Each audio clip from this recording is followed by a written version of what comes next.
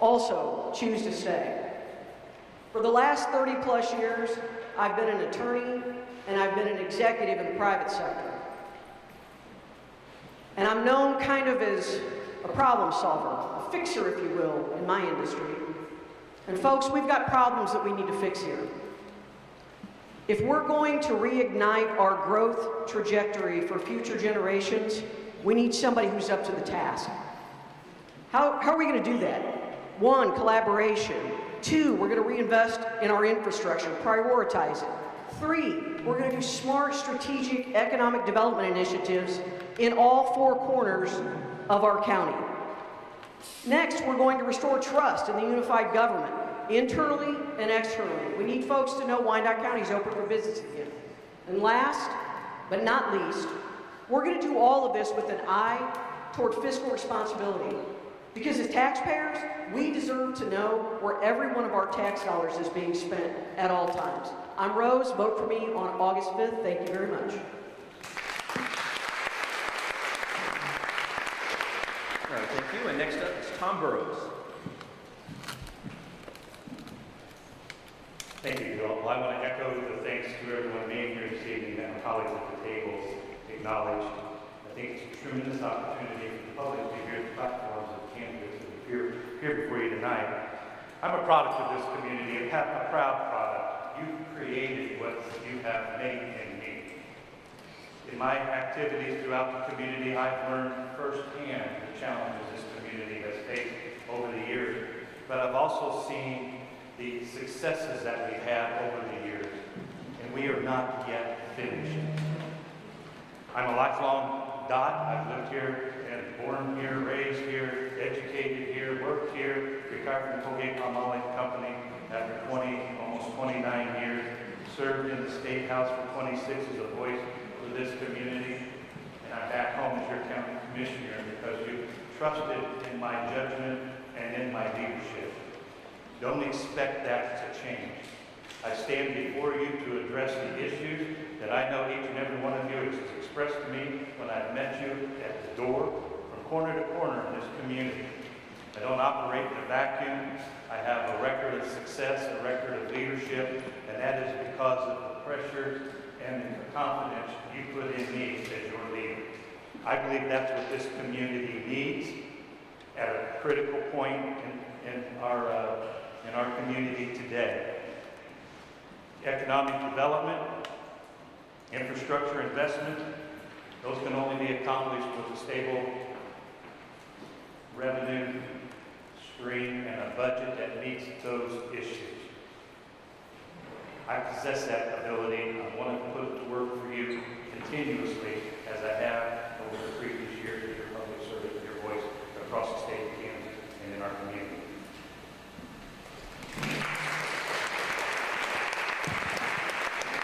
All right, thank you very much. I would like just to say how exciting it is to see people still coming in to see this debate tonight. Thank you guys so much for being here. I also like to point out a couple of my colleagues in the room from KCTV5. Betsy Webster is here and Chemo Hood.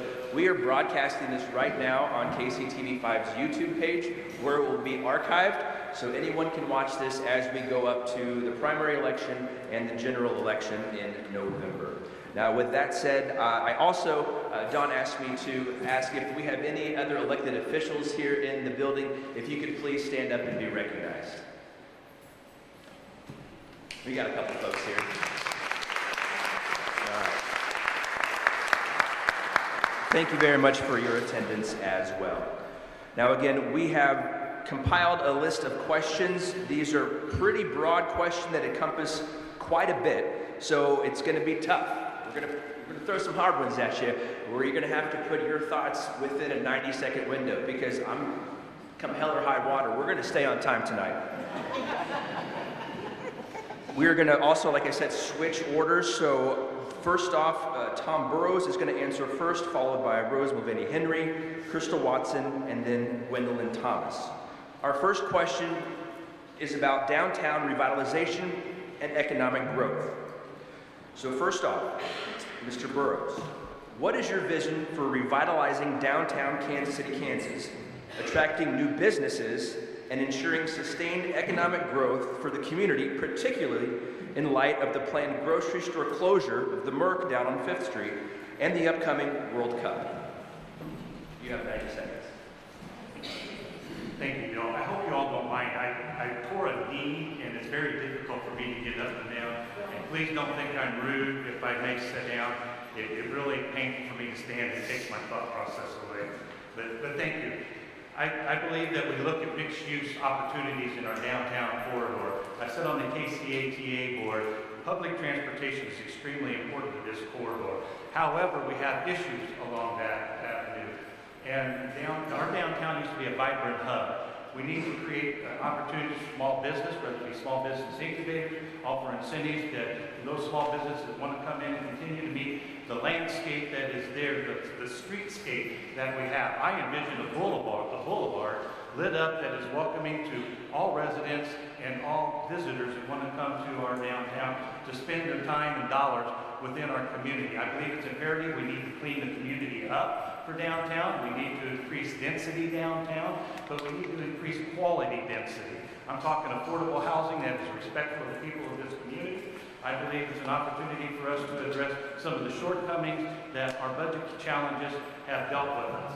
And that's the code enforcement. I believe that's the facade, the broken tooth syndrome, and an opportunity to put dollars back in our community for reinvestment in infrastructure. All right. Mrs. Henry, would you like me to repeat the question? Downtown revitalization, economic growth, how are we going to do sustained economic growth downtown? And in light of also the planned grocery store closure and the upcoming World Cup. Sure. I mean, those aren't hard problems to fix, do you guys think? I mean, my goodness. You know, I got to be honest, I was downtown last Friday at the Third Friday Art Walk, and I was stunned to see it shrunk to one block. That has not been my experience previously.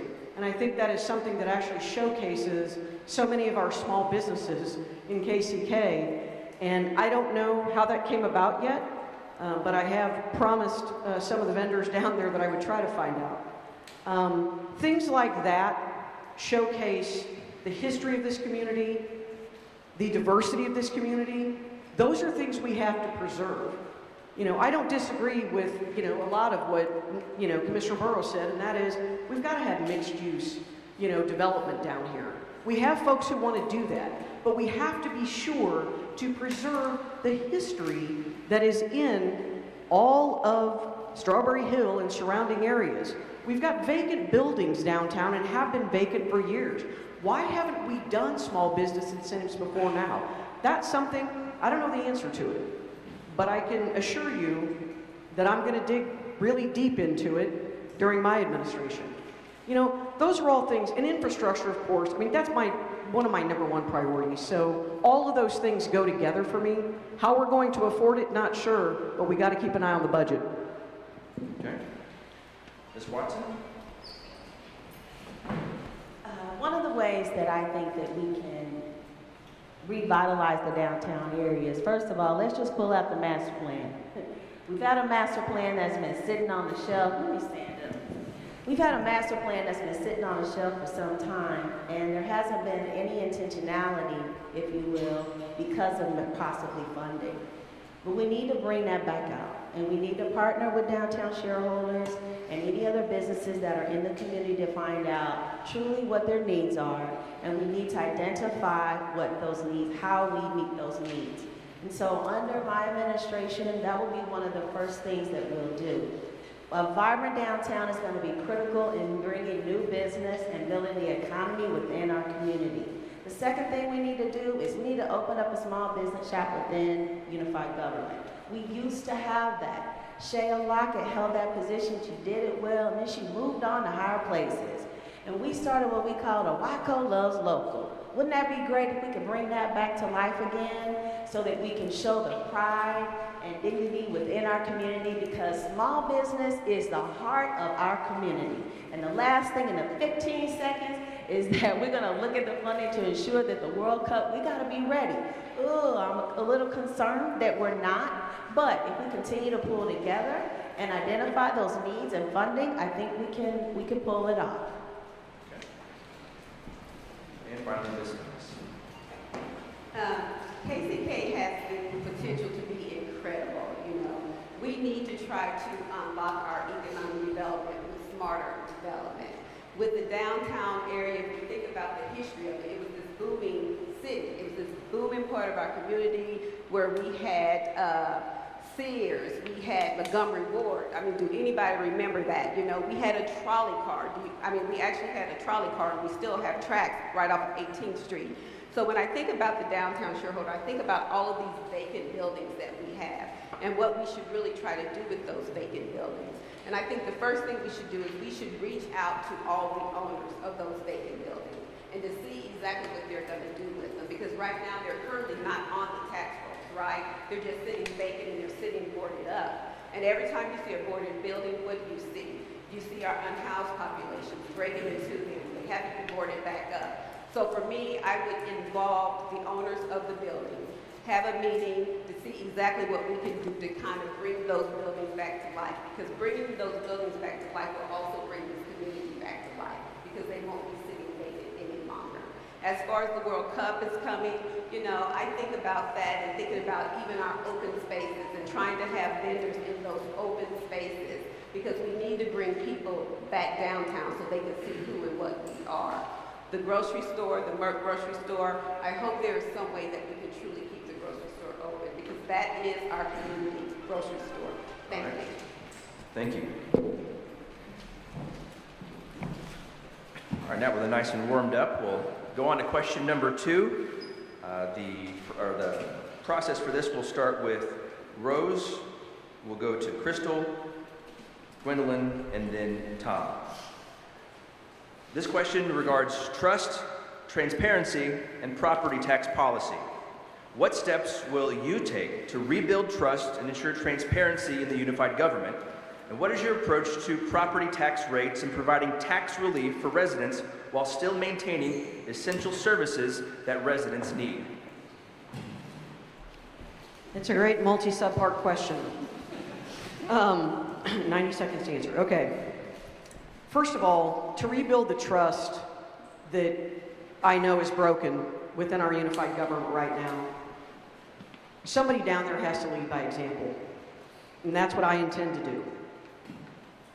These are not, as I've said before, easy issues to fix. But it's paradoxical to say, I want the same services I'm getting, but I want to pay less than I pay now. We have a revenue issue in this community. We are burdening our residents with property taxes, very high property taxes, because we don't have the density to spread it out any further. And that density can be a lot of things. It can be homeowners, it can be developments, it can be businesses, it can be all these things. Our development growth here has become stagnant. Everything you see being built today has been in the pipeline for a very long time. We have got to let people know that Wyandotte County is open for business again because we have to have a way to be able to do smart strategic economic development everywhere in the county to be able to give us a chance to lower the property taxes for all of our residents. So, I'm not going to sit here and promise you today that on day one I'm going to lower your property taxes. And I think it would be foolish for me to do that. But because I'm sitting here and instilling trust in you that I'm not promising that to you, I would hope would help to restore trust back in the unified government. Okay. I've already begun to try to build trust. When I first decided to run, before I even announced, I contacted every commissioner to let them know, listen, this is what I'm about to do. I respect your position, and I'm doing it before I even announce. Building relationships with our commission board is essential. And so I wanted to start off from the beginning. I'm being transparent, and I'm being very clear about who I am and what I plan to do. When I become mayor, the first step is I want to host weekly meetings with each commissioner to help identify what their needs and desires are for their district so that I can help them meet that. And then I'm going to identify the low-hanging fruit that I can actually perform so that they know that I'm serious and they know that I care. When it comes to building trust with staff, that is ultimately the #1 goal.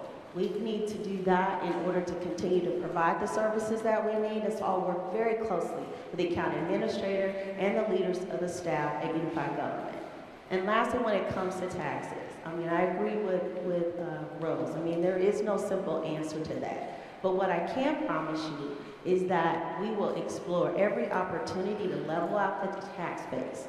And one of the ways I think that we can do that is to look at infill and housing and work on our processes. And if you don't leave here knowing nothing else, I got people, process, and policy. We're going to streamline each one of those to ensure that the residents thrive within our community. Thank you. Ms. Thomas. Sure. What steps will you take to rebuild trust and ensure transparency in the unified government? And what is your approach to property tax rates and providing tax relief for residents while still maintaining essential services that residents want? KCK, we must be great stewards of our taxpayers' dollars. You know, those dollars should be going towards the services that we need. And so we need to be good stewards of our taxpayers' dollars.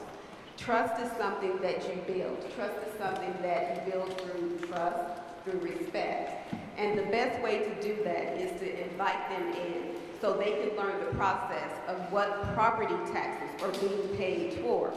Our property taxes are being paid towards our services that we need, services such as safety, public safety. And so when you start thinking about the balance and what these services are needed, we have to decide, okay, are we going to get rid of our public safety, or do we prefer to have our higher property taxes? And so for me, I think the trust comes in having that open communication. So therefore, we can all learn what we're paying for, why we're paying for it, and why our taxes are at the level that it needs. I think an open door policy is something that the organization needs to have, because therefore we're inviting you in. When I worked for former Mayor Joe Reardon, we had an open door policy. That was our policy. Anybody could come up on the 9th floor, you can knock on our door, you can come in, and you can sit down, and you can ask us anything that you needed to know. It was an open door policy. On Fridays, we had what we call Good Floor Friday. Residents could come in, you can sit down. We had staff from every department. Ma'am, your time has expired. Thank you. Thank you. Mr. Burrows. Bill, could you hit those 3 highlights for me one more time? Sure thing. What steps will you take to rebuild trust and ensure transparency in the unified government? And what is your approach to property tax rates and providing tax relief for residents while maintaining essential services? Well, I'm going to go backwards. I believe that you build trust by sticking to your word. When I ran for office initially, I ran on lowering your taxes.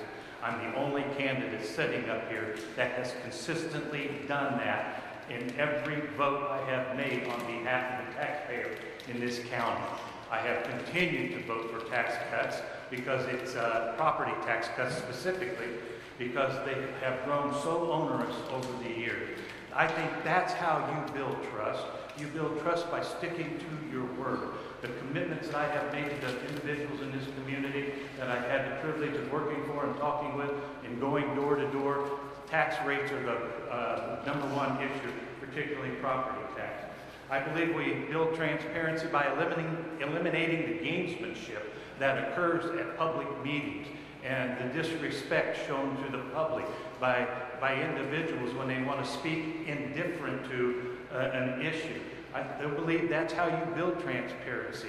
That's how you destroy a community and tear away a collaboration. I believe you build trust with unity, and that unity comes through collaboration. Fair, honest, open discussion, not personal attacks, not personal vendettas, but respect for one another, which each and every one of us in this community deserve, that has struggled through our lifetimes here, and those of us that choose to stay here. That's how I believe you address those issues. All right, thank you, sir.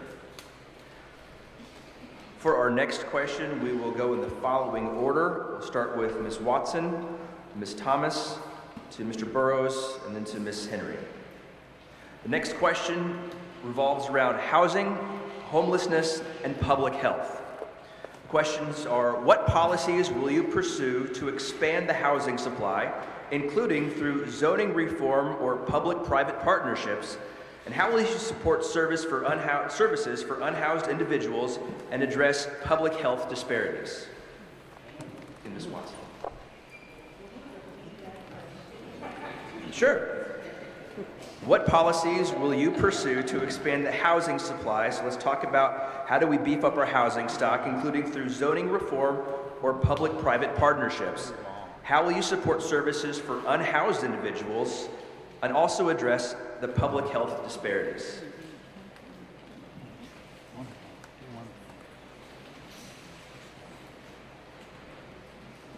Okay.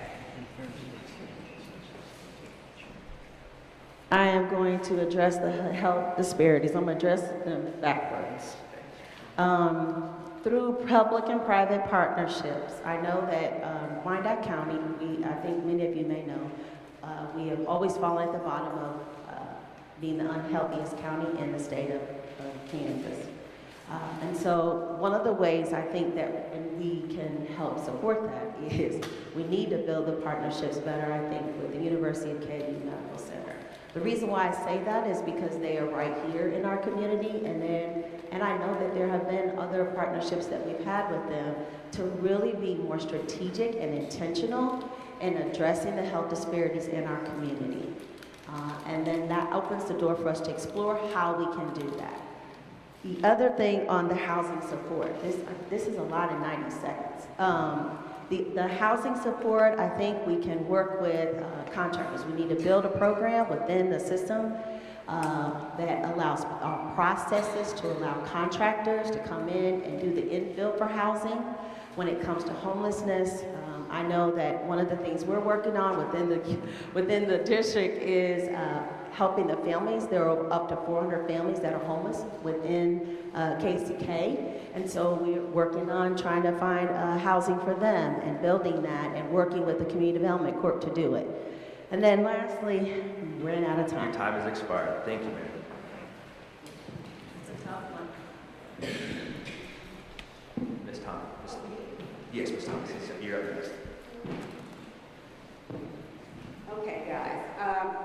That's part of my vision for Wyandotte County, so I hope it's okay with you. I'm just going to kind of read from my notes. It's big, okay? So for public health, I really want to partner with all of our healthcare providers to kind of see how we can go about our health deficiencies and how we can partner together to make sure that healthcare is affordable.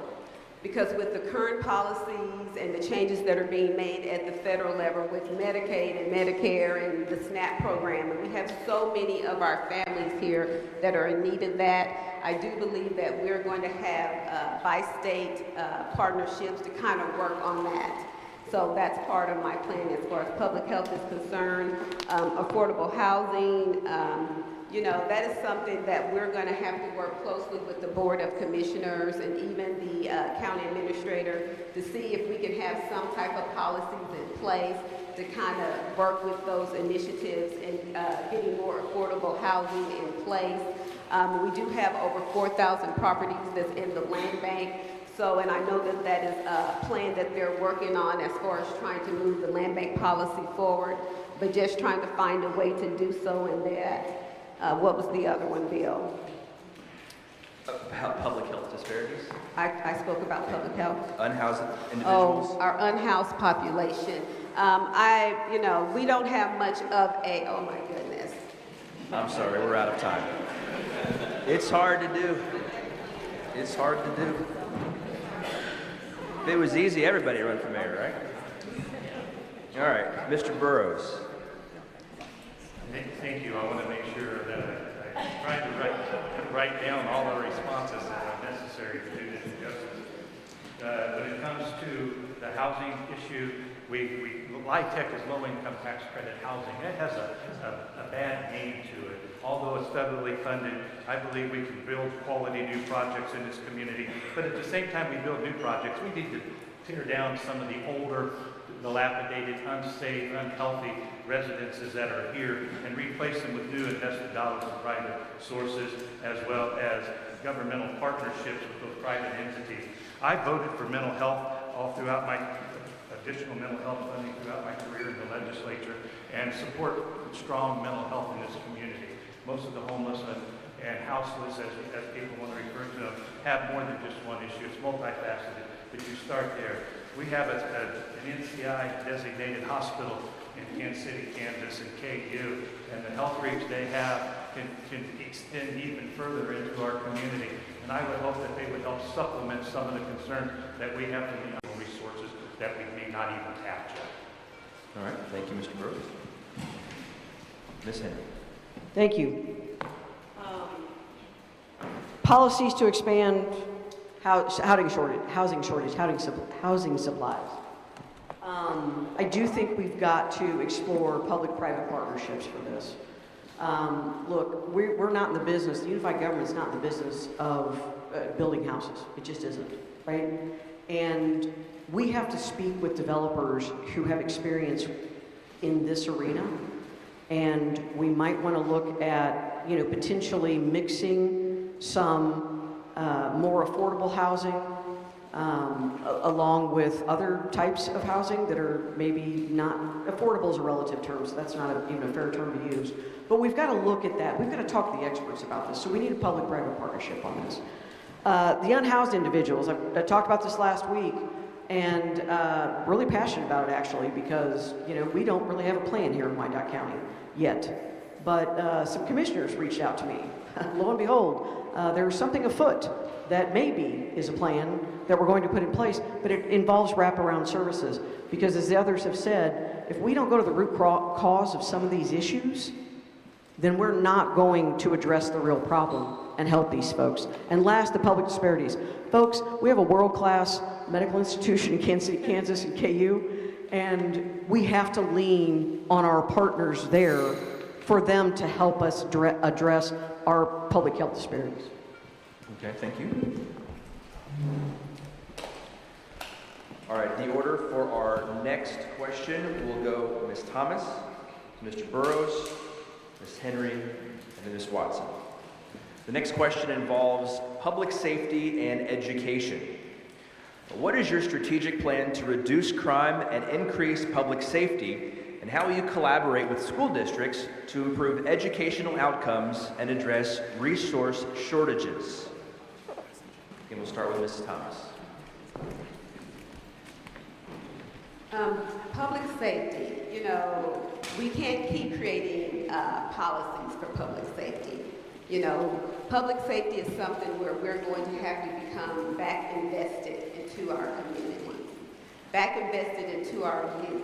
And we're going to have to start finding out what is the root cause of it. Because if there are crimes going on, there's something bigger, whether it's trauma, whether it's mental health, whether it's being unhoused. We're going to have to get to the root of the problem of why there's crime going on. With the school district, over the last 2.5 years, I have been partnering with the school district and working with their youth and just really finding out what their skill levels are.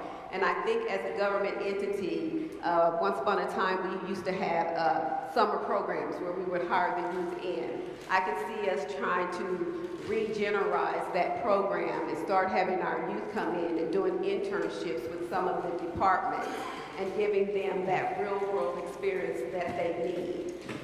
So that's one of the ways that I would want to start back that relationship with the school district, having our youth come in, also having them to probably do right along with police officers to see what they see day in and day out as probably a prevention method, something that they don't want to do. I also know that Kansas City, Kansas Community College at one time, I sat on their board and we had resource programs where we would invite the students in and we would provide them with classes. Your time has expired. Thank you. Mr. Burrows. That was a pretty lengthy question. One more time. Sure thing. What is your strategic plan to reduce crime and increase public safety? And how will you collaborate with school districts to improve educational outcomes and address resource shortages? Thank you. I go back on the crime one. I believe you deal with that with two facets, both through education and reducing crime go hand in hand.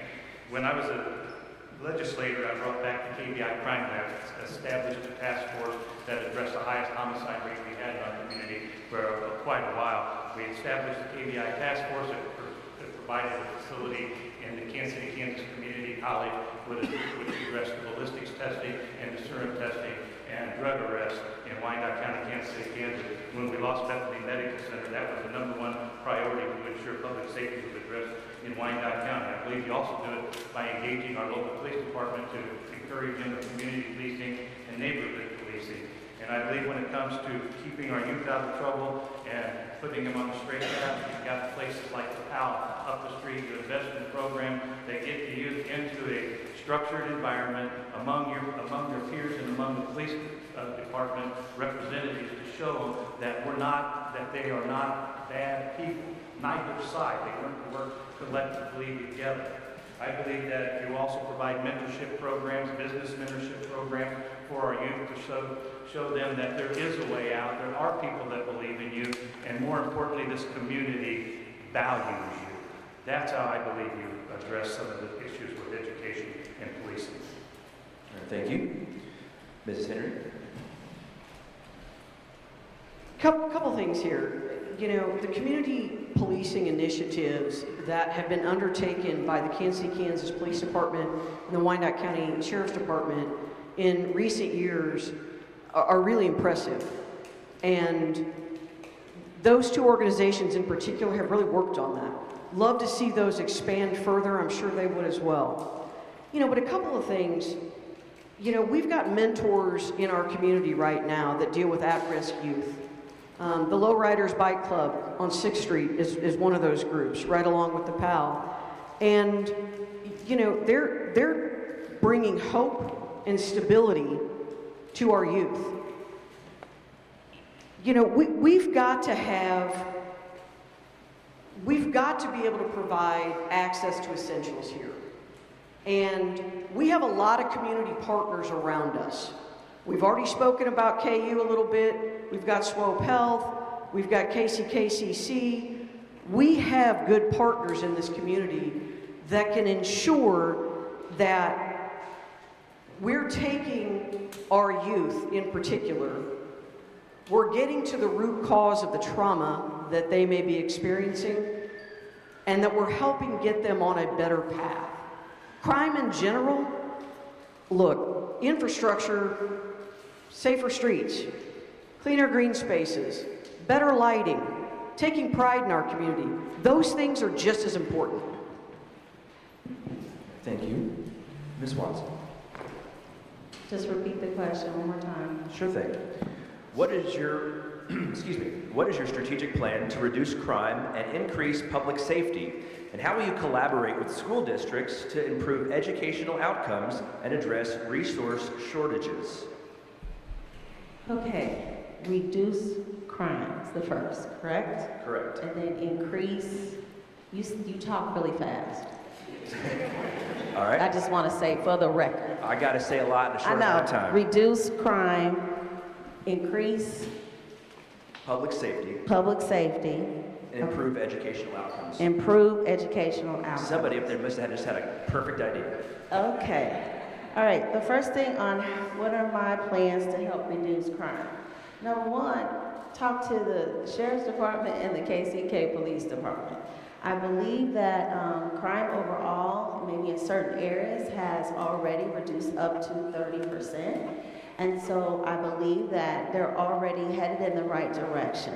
I think that my job as mayor is to try to support what they believe is the best course of action in doing so and reducing that crime.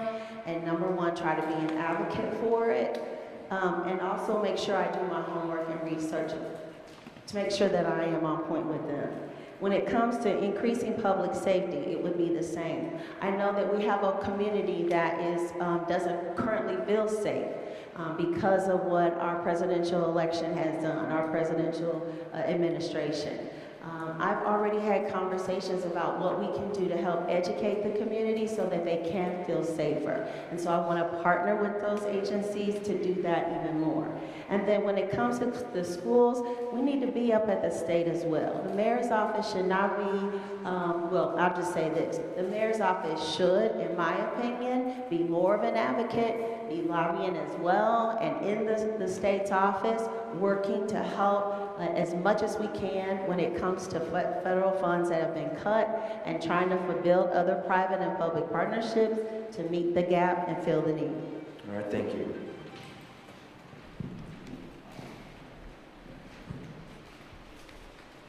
All right, guys, we're halfway through the questions that I've got for you, so feeling okay so far?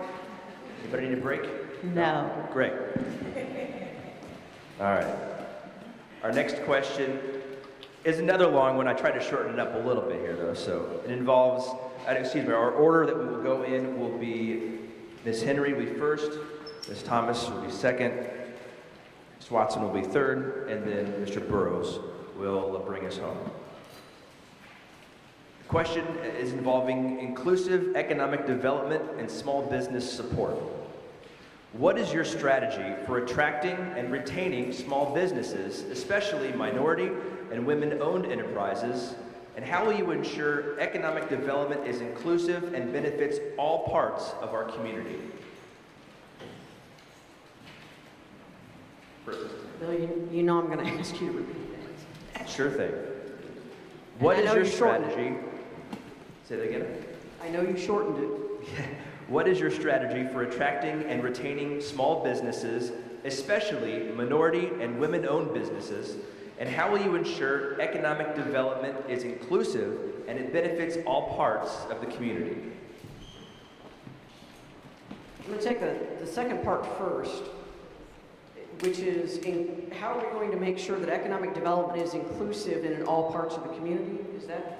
Did I say that correctly? Okay. I've said for the last couple days that a lot of leaders that have come before me have promised economic development in the northeast part of our city. And I've spent a fair amount of time in the northeast part of our city, and I don't see it. I will consider my administration a failure if we don't achieve that development in the northeast part of our city. And it's not just the northeast, it's all parts of our city. And I'll ensure that because we have to be intentional about that. Just as we've been intentional about some parts of our city, we need to be intentional about others. There are developers who are sitting in this room who are willing to do this. So we need to sit down at the table with them and ensure that we understand what their objectives are. How do we ensure that women and that minority and women-owned businesses are at the table and are getting opportunities? We've got to ensure that the policies at the unified government allow it, promote it, in compliance with state and federal law. Okay. Ms. Thomas. I'm going to start with our small business. Latter part of my time at the unified government, I was the ARPA program coordinator, where I oversaw like $87 million for our nonprofits. And part of that was dealing with our small business community members. And I think the one thing we need to know is we need to hang a placard outside of the unified government and say all are welcome, right? Because through that whole process, some of our small business owners didn't even know that they could come to the unified government and that there was possibly other funding for them to even upstart their businesses. So I think educating our small business community and letting them know that their funds are available, I think that's one way that we can kind of truly generate and help them. As far as economic development and inclusive development, I think that's one of the things too where and especially for minority women, we have to let everyone know that you are welcome and that we can build together in Wyandotte County. I think when it comes to Wyandotte County, we all need to be on the same page and we all need to have the same vision of what we want our community to look like. and that includes the northeast area. That is a historic part of our town. That is where slaves crossed over from Parkville to be a part of our community. We have the underground ruins there, and so we need to make it as historical and as beautiful as we can possibly make it, and that will include development. I think we can have an incubator down there, business shops. Your time has restaurants. expired, ma'am. Thank you. Ms. Watson. There are many ways to attract small businesses, and number one, you have to be open for business. So one of the things I'd like to do is to be able to we need to launch an open for business strategy. That's going to include small business. It's going to need to be included in downtown shareholders, the chambers, the toolbox, KC SourceLink. Like, we've got a number of agencies in the area that can help us to do that. We need to make sure that those small businesses have access to capital. And so we need to partner. And so one of the strategies will be to try to bring them to the table and look for funding in order to be able to do that. The other thing is when it comes to ensuring that economic development is inclusive in all areas. Number one, I think we can help with bringing a group. First of all, we used to have a contract fairness committee. And that was comprised of minorities and small business and women and local-owned business.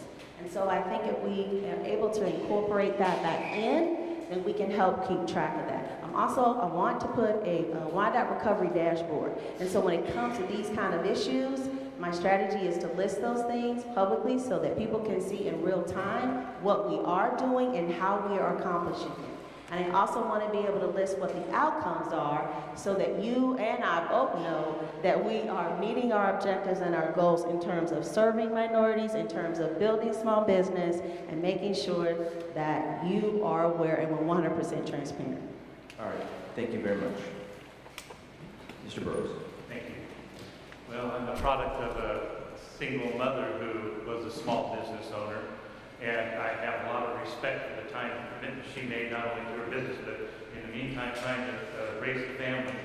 When it comes to minority and women-owned businesses, I believe you put it in contract with the developer to meet certain percentages and certain mandates. If they choose not to do it, you call back, we recall the incentive. When it comes to development throughout our community, we have some very challenging areas in our community, and that's where it takes someone with experience to talk about what kind of incentives are beneficial to an area. Those that are more challenged may need a different tool in the toolbox than what we have. We need to be innovative in providing incentives that would encourage someone to invest their dollars to remediate a piece of property, to seek additional private partnership. When it comes to small business, day one, I will bring in a small business liaison because it is the lifeblood of a community. The question earlier about our downtown, that's where we invest in our community through our mom and pops and our minority-owned businesses throughout this community. We are a community of diverse ethnicity. We need every opportunity at the table and every tool in the toolbox to ensure that not only they succeed, but they have an opportunity to prosper. Okay, thank you very much.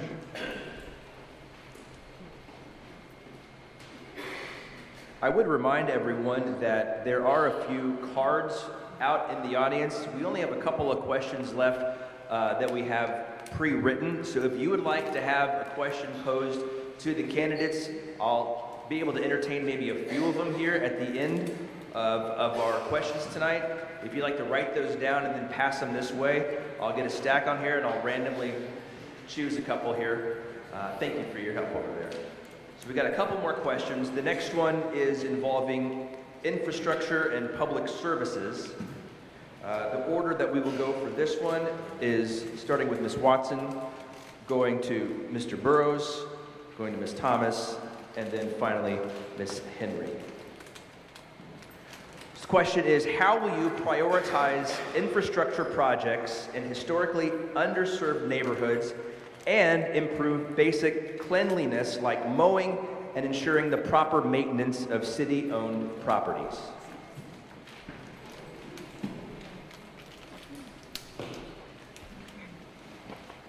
Ms. Watts. Just repeat it one more time. Sure thing. Prioritize how will you prioritize infrastructure projects in historically underserved neighborhoods and improve basic cleanliness like mowing and ensuring the proper maintenance of city-owned properties?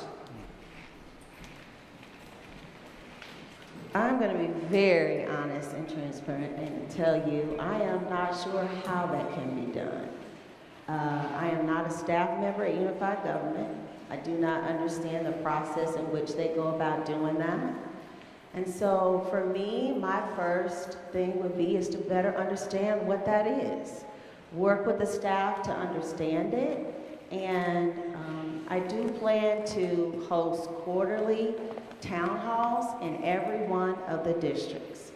And so in order to do that, the whole purpose of doing that is to better understand what is happening and what's not happening when it comes to this, so that we can prioritize it. And the second thing I would do after I do that is I would work with the commissioners and then work with them in terms of how we should prioritize, which district needs it more than the other.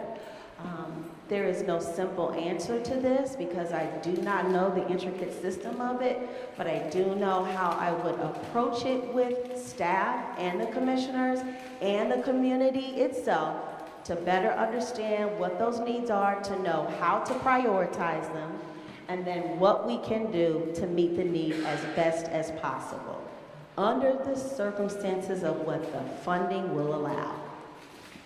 Thank you. Mr. Burrows? Bill, I hate to do this to you, but... Well, I like hearing myself talk, so it's just fine with me. How will you, excuse me, how will you prioritize infrastructure projects in historically underserved neighborhoods and improve basic cleanliness like mowing and ensure the proper maintenance of city-owned properties? Thank you for that question and for repeating it. The infrastructure issue is ongoing. We are under a consent decree to invest in infrastructure. Those systems within our community, wastewater and stormwater, and our over part of the community are combined systems, and you see that investment being made. That's that stormwater fee that you have on your bill that we're all paying for. That will address those combined systems.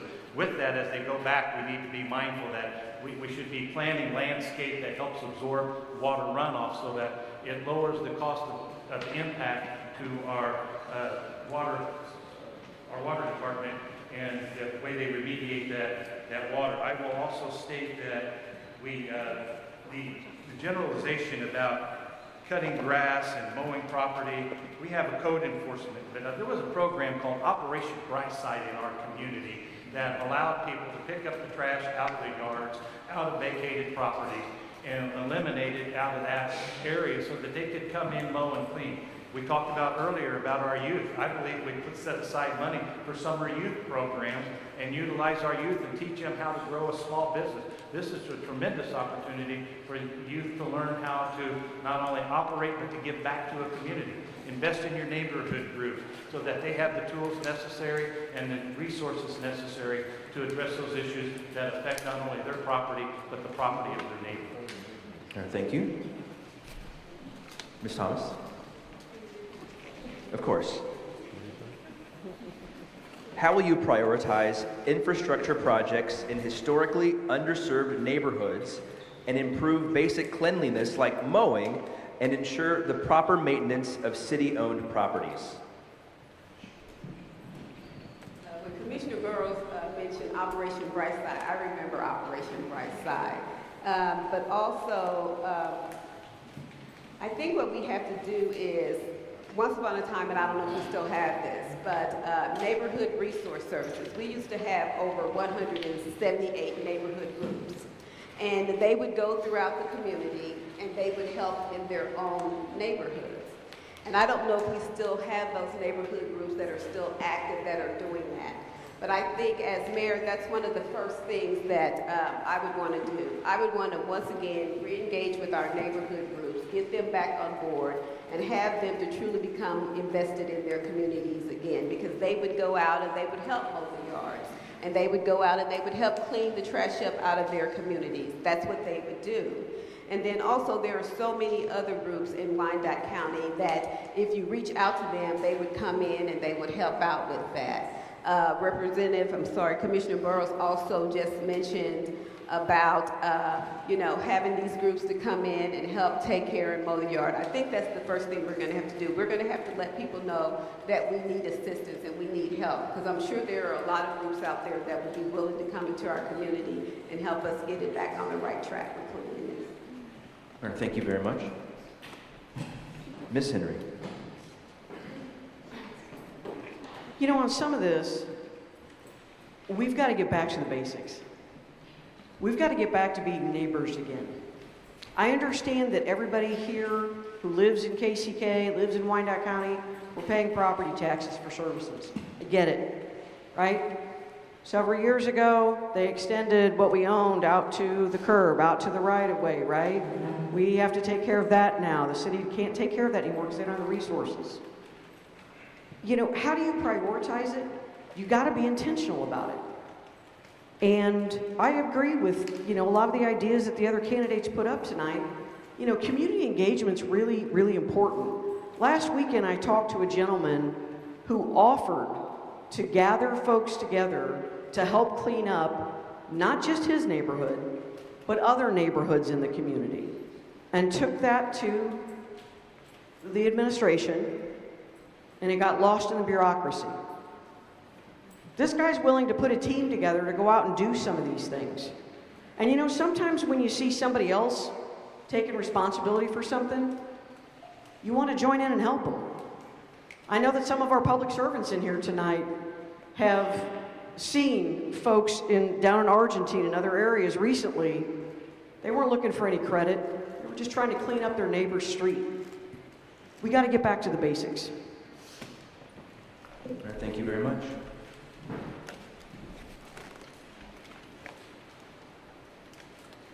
All right, our final question that comes from the prepared list this evening revolves around vacant properties and innovation for underserved communities.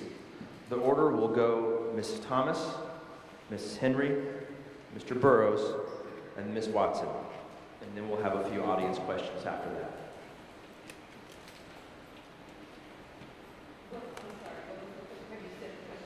I have not said the question yet. I'd be worried too. What's he gonna say? We're almost there. We're almost there, folks. Okay. What is your plan or ideas to sell or repurpose vacant city-owned properties to reduce the tax burden? And what innovative ideas can you bring to address the needs of underserved communities, including immigrants, refugees, and people with disabilities?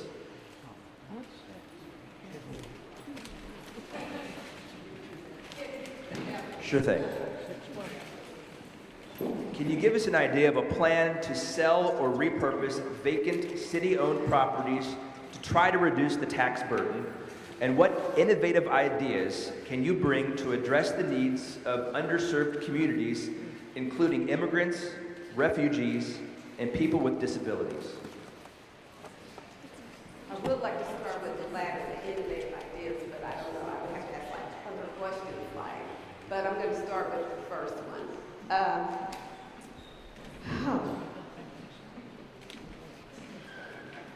I just drew a blank, I'm sorry. Sure thing. My mind is just like this. Go ahead. No, we'll go ahead and start over one more time. Okay. What is your plan to sell or repurpose vacant city-owned properties to try to reduce the tax burden? And what innovative ideas can you bring to address the needs of underserved communities, including immigrants, refugees, and people with disabilities?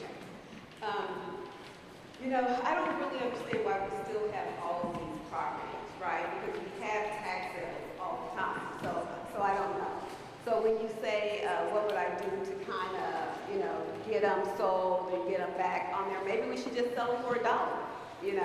Maybe we should not try to sell them for what they say the taxes are owed on them, and really giving individuals an opportunity to come in and actually be able to buy them. Because if you're able to buy them and then rehab them and sell them and get them back on the tax rolls, well then that's one way that we can generate money for the unified government. You know, I'm still selling it for $12,000. Let's see if we can sell it for $3,000. You know, that's the way. I remember, you know, there was a time when we would sell them on the front steps of City Hall, you know.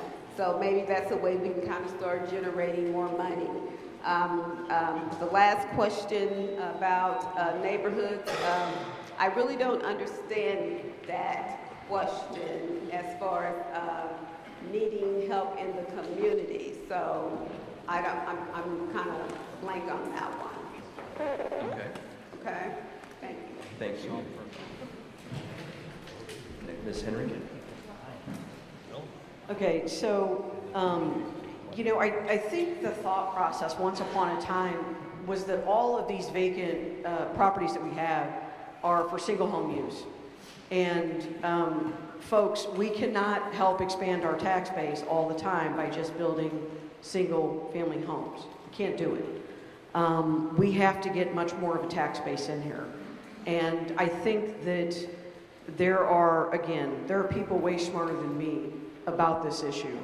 But we have to lean on developers, and we have to look at what other cities have done in situations like this. Let's learn from the mistakes of other cities. I think we've made probably a few of them here. We've got 4,000 or some odd properties that are stuck in the land bank right now. We have to think about that a little bit and work with experts on that. So innovative ideas to assist immigrants or people with disabilities. You know, there are immigration relief services available to folks. It's not enough, and particularly in the climate we're in right now, it's not near enough. And so I don't know if we have a department inside the unified government that works with this. I do know that the unified government does employ folks that have immigrated to this country. So it's probably something worth the unified government looking into. And then with folks with disabilities, again, we have world-class healthcare facilities here in KCK. Any partnership we can do with KU to assist with that, I think, would be beneficial. Okay, thank you.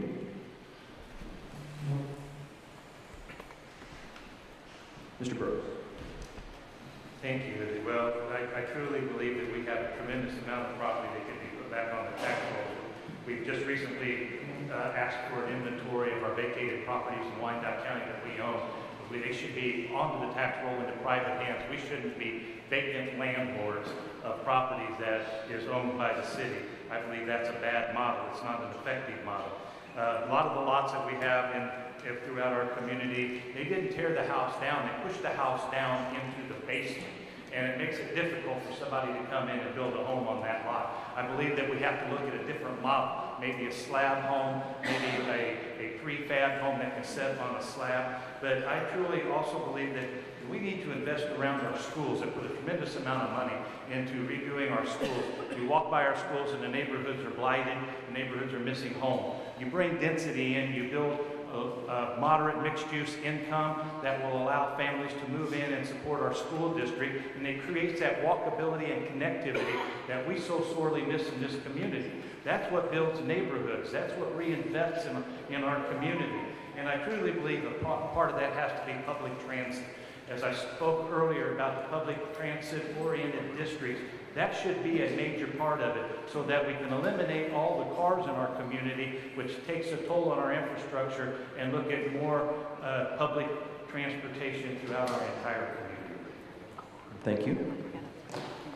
And Ms. Watson. In your question, you said innovative ideas to assist immigrants or to address? Innovative ideas can you bring to address the needs of underserved communities, including immigrants, refugees, and people with disabilities? Okay.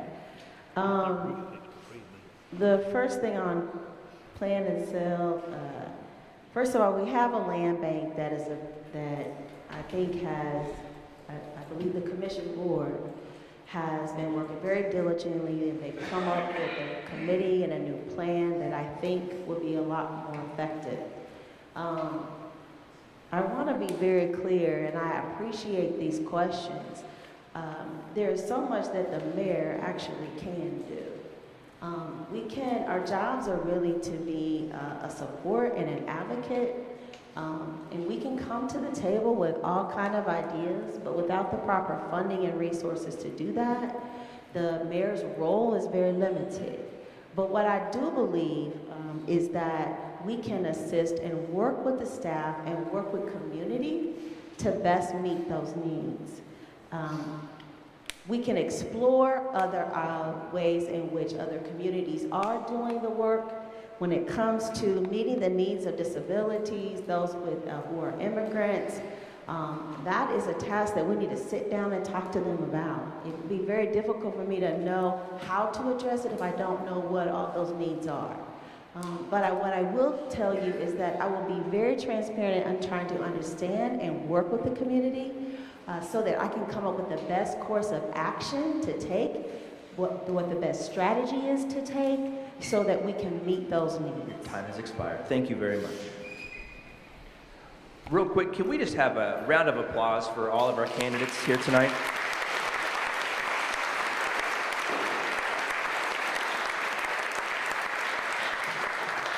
It takes a great deal of courage to get up in front of a lot of people and do what they're doing right now. So I just want to thank each and every one of you for being here tonight, for answering these questions as best as you could, and for running to be the next leader of our community. We do have a few moments left, so I am going to ask a couple of additional questions that I've got from folks out in the community. One of the common themes that I've run through on a few of these is about illegal dumping in our community, especially along the Caw Drive area. So let's go ahead. I'm just going to start from the beginning on our order. We'll go Mr. Burrows, Ms. Henry, Ms. Watson, and then Ms. Thomas. What can you as the mayor help to do to address the problem of illegal dumping? I sincerely appreciate that. If you've had a chance to pull up my Facebook, you will see that I recently caught some illegal dumpers along that Caw Drive and got out of my car and took pictures of their license plates of the vehicle and the trash that they were throwing out. Immediately reported them to the police department so that they could follow up and take whatever actions necessary. I would caution you to confront them, but just pulling up and letting them see that you are there and concerned, I think is a great thing. We need a cultural change in our community when it comes to the trash and how we treat our environment. It's not only out-of-county people that illegally dump in our community, but even some within our community that choose to use our roadways as their personal trash can. I say we increase the fines. We put them to work to clean up the community along with their fine, and if they can't, for whatever physical disability or work responsibilities they have, they find another way to give back to the community. I also believe that we should set dumpsters aside in some prior locations with cameras to identify those poachers, those individuals that are dumping their trash, and they're getting very innovative about how they do it. And I'll just state with you that it's time it stops. It's time it stops, and if you see it, report it. Okay, thank you. Ms. Henry? Yeah, I've actually talked to several community members over the last couple of weeks about this very issue because it's important to all of us. And, you know, one of the things Commissioner Burrows said, you know, kind of along the theme of getting back to the basics, you know, we've got to come together as a community. We're not going to move forward without that. We can't do that. You know, putting cameras in some of the places where the dumping is the worst is the first step. Second step, and I'm confident that Chief Oakman is not going to want to hear from me about this, but he's going to hear from me about this, is we actually have to put some resource from the PD into enforcing this. We just do. This is too big of a problem at this point. We need to increase fines, right? I agree with Commissioner Burrows' suggestion that we have folks, if they're unable to pay the fine, they work it off another way and give back to this community in some way. You know, look, if you're a repeat offender, I might go so far as to say, and if we've got you caught on camera and we know what your vehicle is, we might want to look at what our options are to impound the vehicle and not allow them to get to the dumping spot any further, any longer. Thank you. Ms. Watson? Number one, I think, look at what the policies are for dumping. I really am unclear on what they are, but I do know that it is a problem. And so I really would like to evaluate what that looks like so that we can increase the fines, because I think that that is a commission decision in order to do that. I think the other thing that we can do is encourage communication and provide that information more available or accessible for people to know where to go and what to do when they do see people dumping illegally. And then I think that information should also make sure that it is provided in multiple languages. We have a very diverse community, and where we know this is happening in areas where we may have folks who speak different languages, we need to make sure that we post this kind of information and find a way to do that, and maybe even utilize some of the outlets like BPU with your bill, where it'll have that information and have it in another language. Thank you. Ms. Thomas? I don't know if, there is a time of day or night when you're doing this dumping, so I don't know if there's a way that we can kind of control the area a little bit more. A couple individuals spoke about putting cameras out in those areas where we know they do it most. But also, I believe that, getting the staff involved and, trying to figure out a policy or a plan or a way to kind of alleviate the dumping. Rose spoke about tickets or, finding them some way. I think even kids know how to clean up after themselves, right? And so if there is a point where they're being caught, make them go and clean up their own mess. Why are we having to have someone else do it and pay someone to do it? So I could see that as a mechanism or a tool to possibly stop the dumping. You're going to be punished and fined for it.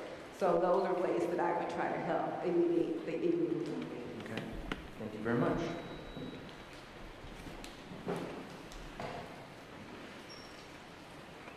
We have time for one more question, and then we'll give you guys 2 minutes each, I believe, for closing remarks.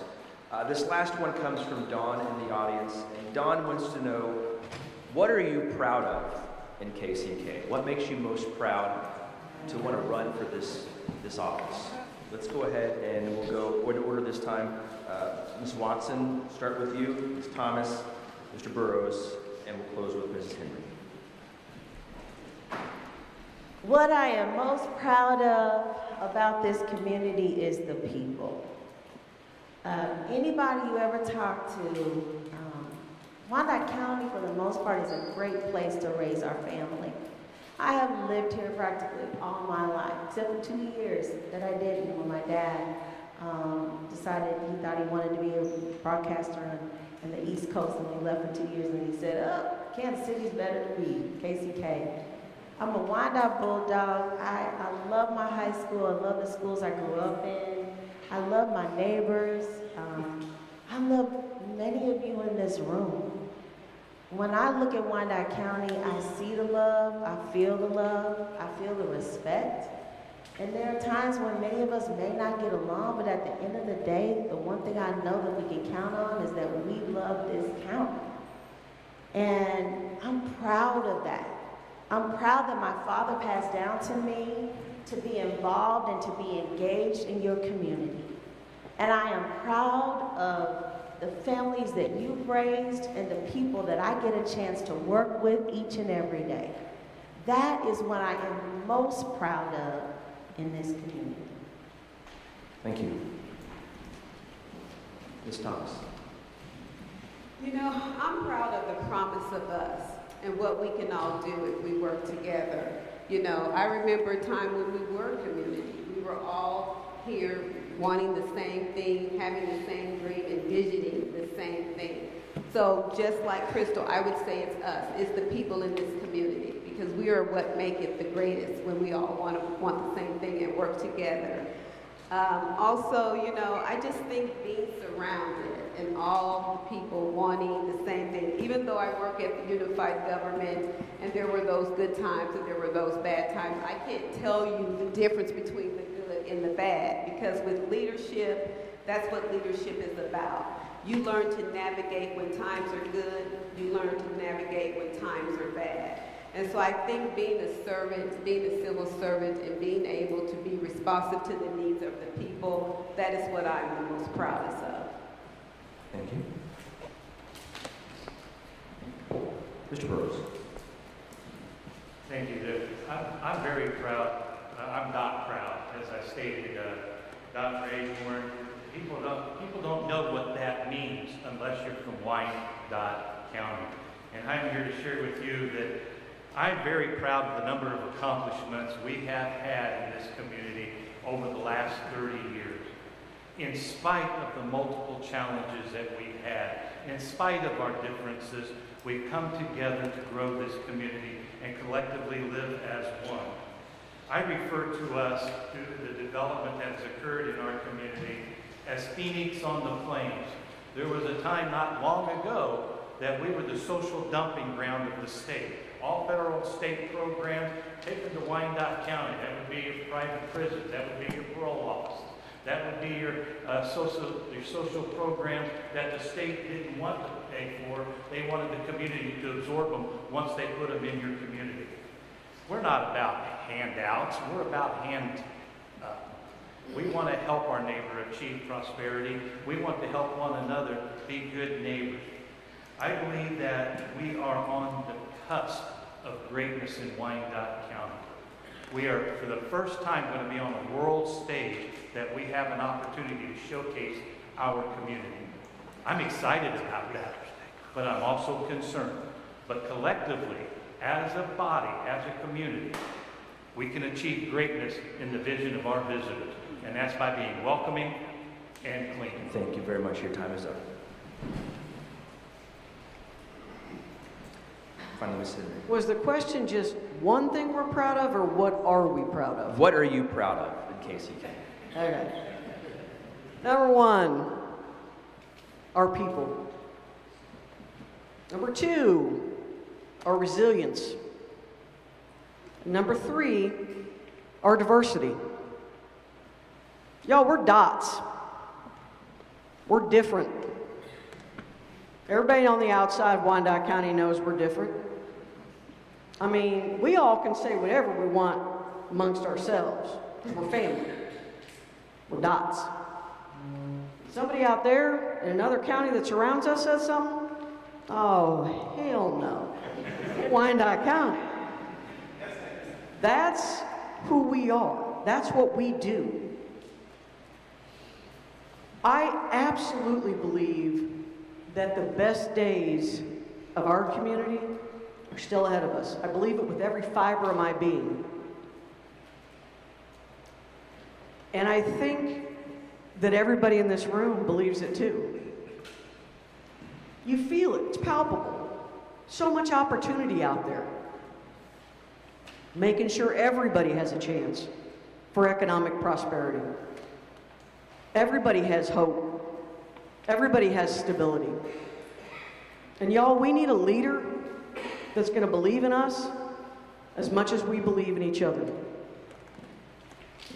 All right, thank you very much. That concludes our question and answer portion of the forum this evening. We'll now move on to our closing statements. Each candidate will have 2 minutes to address the audience here and online. We will go in the order of Ms. Thomas, Ms. Henry, Mr. Burrows, and then Ms. Watson. So go ahead. Ms. Thomas, you have 2 minutes. Well, first of all, I would like to thank all of you for being here. Like I said, it gives us all an opportunity, to tell you our why we're here, right? Why we want to run for mayor, and why I want you to vote for me. And I'll just start off by saying it's because you deserve me as your mayor. I've spent 28 years serving you with my heart. Leadership is not about power. Leadership is about responsibility. Leadership is about how you respect and how you treat one another. That's what leadership is. Leadership is about leading in the good times and leading when the times are not so good. But it's about leadership. Leadership is about characteristics. It is not about an appearance. It is not about an assumption. It is about the presence. The presence that a person holds to be your leader. A leader that exudes the characteristics that you need. I am that leader. I exude all of that. The presence, the knowledge, the experience, the serving, the civil servant of wanting to be your leader. I'm not a politician. That's not what I am. But I am a public servant. And I've had the opportunity to learn at the hands of great leaders. People who taught me what it is to be a leader, to know the insides of the organization, to know what it is when you have to help and be responsive. It's okay to say no, it's okay to say yes, but it's also to know when you're supposed to say those things. And so that has led me to this point in time in my life as to where I want to run and be your mayor. And I can do it. I have the experience, I have the knowledge, I have the know-how. That is something that I can do. But I am not a politician, and I'm not going to stand here and make you promises. I'm going to be open, I'm going to be transparent, and we're going to do this together. Because just like I believe in the promise of Wyandotte County, I know you too believe in the promise of Wyandotte County. Your time has expired. Thank you very much. Mrs. Henry, 2 minutes. Thank you, and thanks everybody again for coming tonight. Really appreciate it. This is so important. Community engagement is so important. This is a very pivotal election, right? We have the future, the next chapter, maybe the next couple chapters of Wyandotte County before us. And folks, we need a leader who is a collaborator. Somebody who can get along with others, respects others, right? But we also need somebody who has a proven track record of getting results. I'm the one up here who spent a long time in the private sector. And when you don't deliver results in the private sector, they fire you. They kick you out. You're gone. To date, I have maintained all my jobs. And part of that is a willingness, and honestly, I believe, so many values that I have, and I know we all share, were ingrained in me in this community by my parents, by my teachers, by my mentors. They allow me to stand here today and ask you humbly for your vote. You know, but we need a leader who's going to lead with compassion and humanity. Those things are really, really important. The most important thing for all of us, though, is that we have to do this together.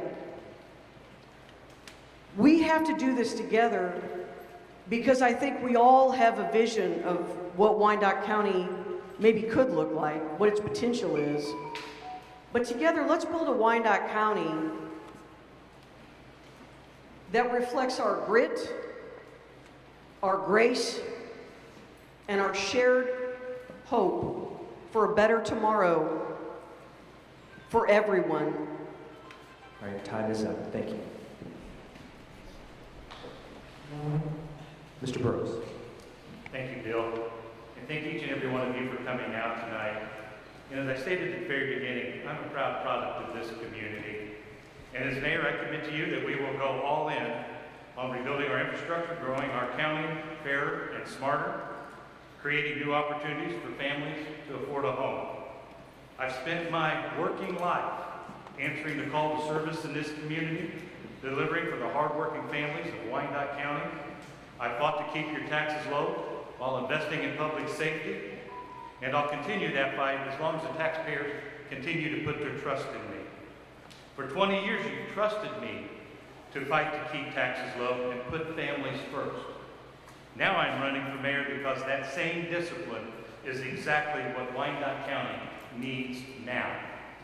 If leadership, collaboration, and respect are what you're looking for, I also possess the experience that you have allowed me to gain in being your public servant. I'm ready to go to work tomorrow Our team is focused. We will find a solution to our budget challenges. We will find ways to ensure that Wyandotte County creates that generational wealth that you can hang on to, and those legacy programs and the pride that each and every one of you have expressed to me when I go door to door. But first and foremost, as your mayor, I will address the lowering of property taxes, the onerous tool that takes away from your legacy finances. We can do better. We must do better. I will do better collectively with the commission focused on property tax reduction. Thank you. Ms. Watson. I had notes, and you all just shot that out the window with those questions. I just want to come to you from the heart. I can do everything all these folks have said they can do, so I'm not going to reiterate it. What I want you to know is that I'm in this for real. I've lived in this community just like you. I care about this community just like you. I want to see us do better. And I'm running because I believe we can. And I believe that I have the leadership abilities to do that. But the real heart of me, there's a story about the Good Samaritan. Does everybody know about it? Remember the man who was broken and beaten up, and two of his own people walked by and didn't do anything. But then one Good Samaritan walked by and helped him. That's me. I just want to help. I want to be there for us. I want to stand with you. I want to work with you. And many of you in this room, I have had the opportunity to work with. There's so much that needs to be done, and we don't have the answers. And the mayor's position won't have all the answers, and it won't have a full strategic plan. But guess what? They don't have to, because there are people like you who have expertise. There's the staff at the UG who work very hard and who are dedicated to meeting the needs and services of Wyandotte County. There are the commissioners, and there are people like Rose, who's a great attorney, and this great politician who's been here for 30 years, and this public servant. What I'm gonna bring to the table is working with all of us. And I'm gonna do it with heart. I am gonna do it with compassion, but I'm gonna do it, and we're gonna do it together. Your time has expired. Thank you very much. How about one more round of applause for our candidates tonight?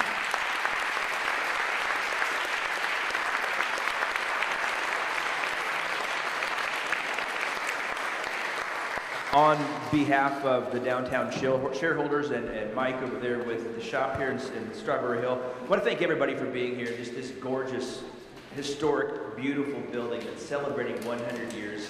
That I know some of us walked across. Raise your hand if you walked across the stage when you graduated high school from this building. All right. I'm glad we're not alone. Thank you for being here tonight. Your presence truly shows that you care deeply about the future of Wyandotte County and Kansas City, Kansas, and that truly matters. As several of the candidates pointed out, we're at a turning point in our city's story with new growth, challenges, and opportunities ahead. The leaders that we're going to choose here in the coming months are going to help shape what kind of community we become, and that's why your voice and your vote are so important. So here's my call to action for each and every one of you tonight. Don't just leave here informed. I ask that you leave here tonight motivated. Go talk to your neighbors. Encourage your friends and family to get out and vote. Help build the kind of turnout that our community deserves to see in the primary and the general election. That primary election is coming up on Tuesday, August the 5th. The general election is Tuesday, November the 4th. These are your opportunities to decide who will lead us to the next chapter. Do not let somebody else make that decision for you. Again, I want to thank you so much for letting me be a part of tonight's conversation and for letting me sneak in just right about at my bedtime.